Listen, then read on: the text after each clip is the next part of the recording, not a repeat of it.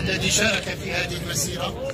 تحية لكل القوى الديمقراطية والحقوقية والمقالية السياسية والفعاليات المدنية والجمعوية التي ساهمت وشاركت في هذه المسيرة. تحية لرجال ونساء الصحافة والإعلام، تحية لكل الذين شاركوا في هذه المسيرة. نحن في الجمعية المغربية لحماية المال العام ضمن هذه المسيرة في مدينة مراكش. هذه المسيرة الوطنية والشعبية هي مسيرة نقطة نظام، هي مسيرة لدق ناقوس الخطر، لأن الفساد تغول وشاع في الحياة العامة. أصبح الفساد يشكل خطرا حقيقيا على الدولة وعلى المجتمع، يشكل خطرا حقيقيا على السياسات العمومية والبرامج الموجهة للتنمية، ويقوض دولة الحق والقانون، ويعمق مشاعر الغضب والاحتقان الاجتماعي، ويعمق التفاوت الاجتماعي. ذلك أن هناك فئات وشرائح اجتماعية في المغرب اغتنت بسبب سيادة الفساد والرشوة والريع والسابونية والقرب من مواقع السلطة والقرار.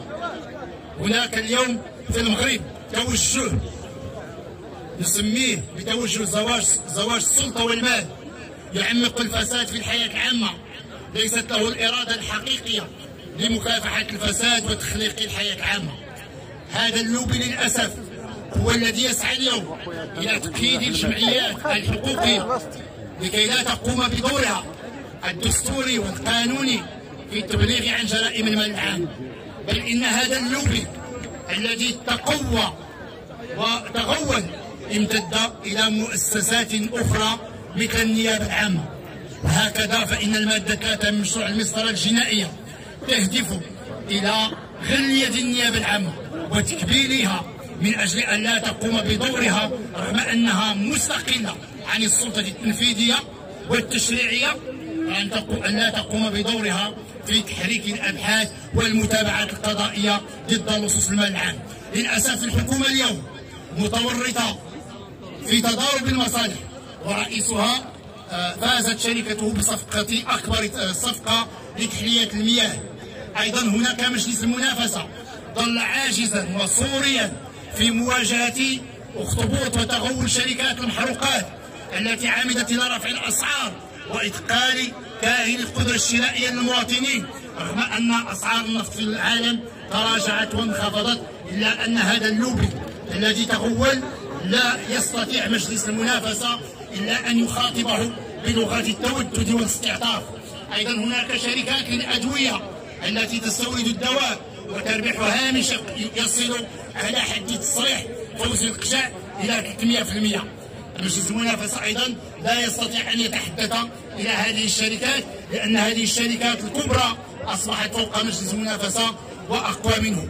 أيضا الحكومة عملت إلى سحب مشروع القانون الجنائي الذي يتضمن تجريم الإطراء غير المشروع، وأيضا عمقت الفساد في الحياة العامة. وهناك اليوم منتخبون، بعض المنتخبين في مؤسسات تمثيلية متورطون مع شبكات الاتجار الدولي في المخدرات، وهما يشكل خطرا حقيقيا على المؤسسات ويشكل خطرا حقيقيا على مستقبل المغرب.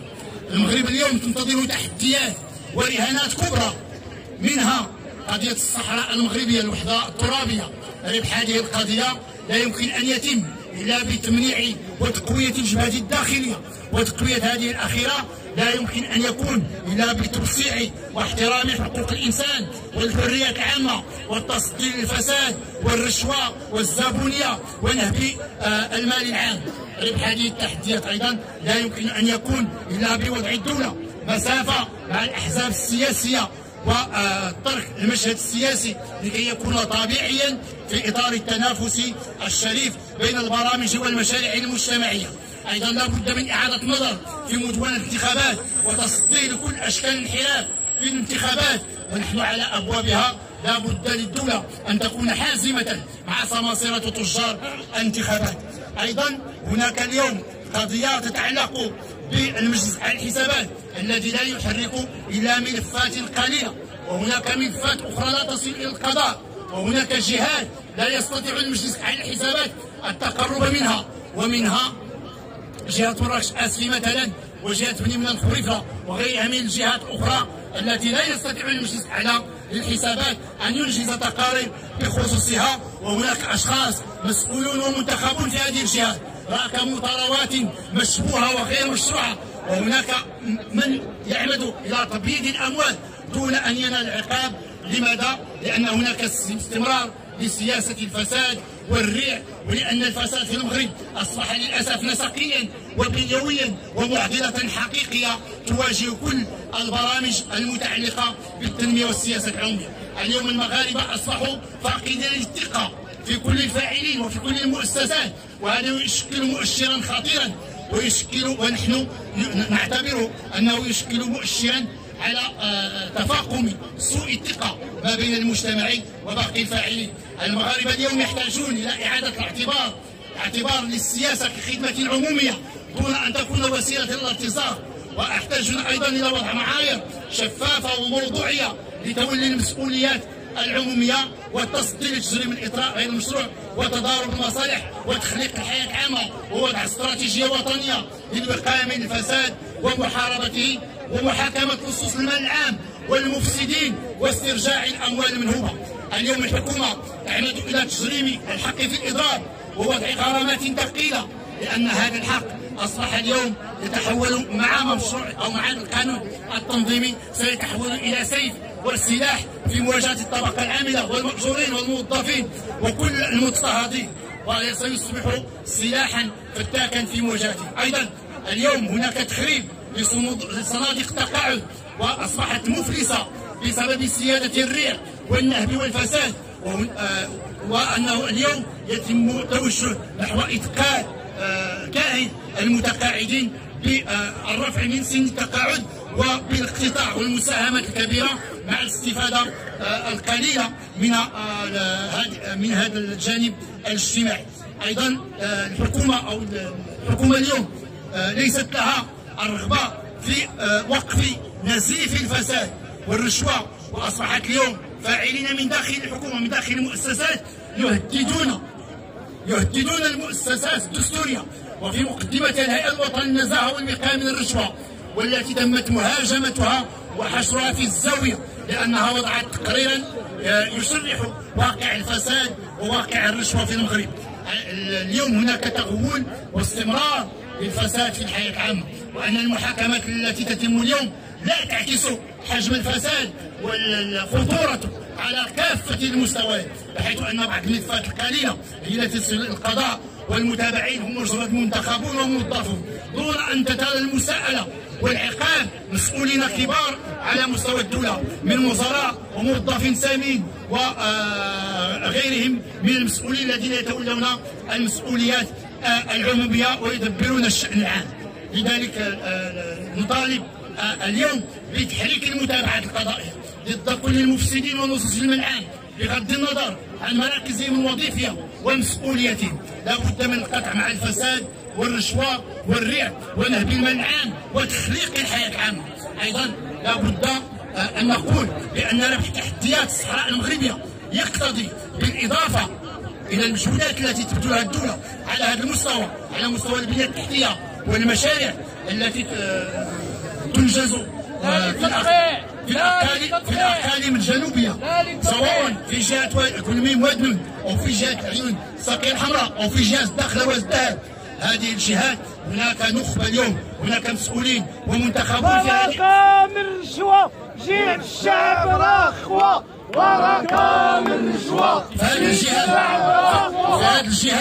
هذه الجهات هناك مسؤولين ومنتخبون استفادوا من الريع ومن الفساد وراكموا ثروات ضد المصالح الحيويه لساكنه اقاليمنا الجنوبيه. لا بد من انهاء مرحله وحالات الافلاس من العقاب في هذه المناطق، ولا بد للمؤسسات ان تنجز تقارير حول تدبير المسؤولين والمنتخبين لهذه الجهات، لان كسب تحديات ورهانات الوحده الترابيه لا يمكن ان يتم الا بالقطع مع الفساد وانهاء الريع والزبونيه والرشوه وكل مظاهر الفساد في هذه الاقاليم الجنوبيه. ايضا هناك ملفات متعدده لا يتسع المجال لذكرها واحده واحده، ولكن لا بد من الاشاره الوقوف عند معاناه وضحايا أو ضحايا زلزال الأطلس الكبير. هؤلاء الساكنة وهذه الساكنة هؤلاء الضحايا اليوم الذين يواجهون محنة حقيقية ومعاناة صعبة في ظروف مناخية صعبة وقاسية في البرد، مع شبهة واتهام هذه الساكنة لبرنامج إعادة الإيواء والإعمار بوجود خروقات واختلالات في هذا البرنامج مالية وإدارية. لا بد من الجهات المعنية أن تتحمل المسؤولية في فتح تحقيق في كل التلاعبات والفساد الذي يمكن أن يطال هذا البرنامج. نطالب اليوم بتفعيل دور وكالة الأطلس الكبير، تنمية الأطلس الكبير التي للأسف لم تبدأ بعد اليوم من أجل تأهيل هذه المناطق وإعادة الإيواء والإعمار. وهذا الزلزال كشف عن غياب بنية تحتية وخدمات عمومية ومرافق في هذه الجهات التي ضربها الزلزال، وهذه نتيجة لزيادة الفساد، لأن النخبة التي تتولى تدبير هذه الجهات وهذه المناطق لا يهمها إلا الاختناق غير المشروع ومراكمة الثروة وقضاء المصالح الشخصية. إعادة الأمل للمغاربة والثقة في المستقبل يبدأ من مكافحة الفساد والرشوة والريع ورفع المسؤولية بالمحاسبة ومحاكمة لصوص المال العام. لا تدعوا المغاربة يفقدون الأمل، لا تدعوا المغاربة يفقدون الثقة في كل الفاعلين وفي كل المؤسسات. لا تدعوا قوى الفساد ومراكز الريع هي التي تهيمن على كل مرافق ومفاصل الحياة العامة، لأن ذلك يشكل خطرا علينا جميعا. لذلك لا بد من دق ناقوس الخطر ومن أن نقول كفى من الفساد والرشوة ونهب المال العام والريع. إن الفساد تغول وأصبح يمشي على رجليه، وأن أي تلكؤ أو تردد في تصدير الفساد والإطراء غير المشروع وتضارب المصالح من شأنه أن يعمق مشاعر الغضب والاحتقان الاجتماعي واليأس والإحباط، ومن شأنه أن يعمق الشعور والرغبة في الهجرة خارج المغرب. ولاحظنا كيف أن هناك تقارير تحدثت عن هجرة الكفاءات، ورأينا أيضا تقارير تحدثت كيف أن 4 مليون من الشباب ما بين 15 سنة و 34 سنة لا يمارسون أي عمل ولا يمارسون أي تكوين ولا يتابعون أي دراسة. تابعنا كيف أن هناك تقرير يتحدث على أن نسبة البطالة وصلت إلى 21%. إذا أوضاع غلاء الأسعار والمواد الغذائية والمحروقات وغيرها من المواد الاستهلاكية اليوم ينذر بتفشل الأوضاع الاجتماعية، ولذلك لا بد من مراعاة الأوضاع الاقتصادية والاجتماعية للمأجورين، وضمن هؤلاء المأجورين ما يسمى أو حراس الأمن الخاص الذين يشتغلون في ظروف تشبه السخرة والعبودية، في ظروف صعبة وبدون احترام الحد الأجر ودون احترام مدونة الشغل على علتها. وهناك طبقات اجتماعية متعددة من باعة متجولين، من عمال، من حرفيين مهنيين وغيرهم، اليوم يواجهون أوضاع اقتصادية واجتماعية متأزمة. ولا بد من القطع مع الفساد والرشوة ونهب المال العام وتخليق الحياة العامة ومحاسبة لصوص المال العام واسترجاع الأموال المنهوبة. أشكركم جميعا على المشاركة في هذه المسيرة، أشكركم جميعا على المشاركة في هذه المسيرة الشعبية ضد الفساد والرشوة. ونتمنى أن تتكتل كل القوى الديمقراطية والحية المدنية والإعلام والمجتمع، لأن الفساد يشبه في عمقه وفي تداعياته يشبه الإرهاب. لذلك لا بد من مواجهة حازمة، على المجتمع أن يتحمل المسؤولية.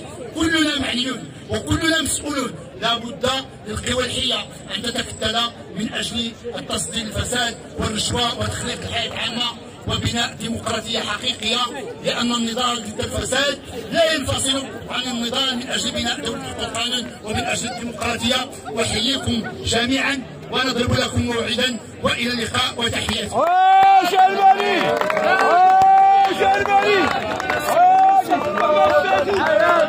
فلا بد أن يستجيب القدر، وإذا الشعب يوما أراد الحياة فلا بد أن يستجيب القدر، ولا بد للغيب أن ينجلي، ولا بد للغيب أن ينكسر.